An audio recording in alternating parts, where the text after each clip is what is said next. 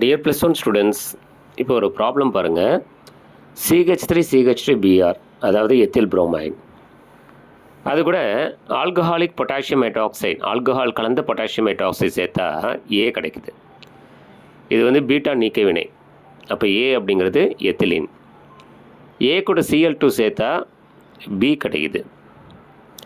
ஏ கூட first ozone, ரெண்டாவது zinc and H2O. அப்போ அது ரிடக்ஷன் பண்ணோம். ரெண்டாவது ரிடக்ஷன் பண்ணோன்னா நம்ம கிடைக்கக்கூடியது சி. அப்போ சி என்னங்கிறது நம்ம கண்டுபிடிக்கணும். அடுத்தது பி கூட சோடமைடு NaNH2 அப்படிங்கிறது சேர்த்தா டி கிடைக்குது. ஏ என்ன, பி என்ன, சி என்ன, டி என்ன. இது ஒரு 5 மார்க்கில் கேட்கலாம், இல்லது 3 மார்க்கில் கேட்கலாம். இதை பார்க்கலாங்களா? அடுத்து பாருங்கள் ஸ்டூடெண்ட்ஸ். CH3CH2Br கூட ஆல்கஹாலிக் பொட்டாசியம் ஹைட்ராக்சைடு சேர்த்தா பீட்டா நீக்க வினை அப்படிங்கிறது நடந்து உங்களுக்கு வந்து கிடைக்கிறது CH2 டபுள் பாண்ட் CH2. அப்போ அது ஏ என்னன்னு கண்டுபிடிச்சாச்சு, எத்திலீன். ஏ கூட Cl2 சேர்த்தா அந்த ஒரு பாண்டு போயிட்டு 2 CH2க்கும் Cl வந்து சேர்ந்துடும். அப்போ 1,2 டைக்ளோரோ ஈத்தேன் அப்படிங்கிறது கிடைக்கிது. அப்போ பி அப்படிங்கிறது கண்டுபிடிச்சாச்சு.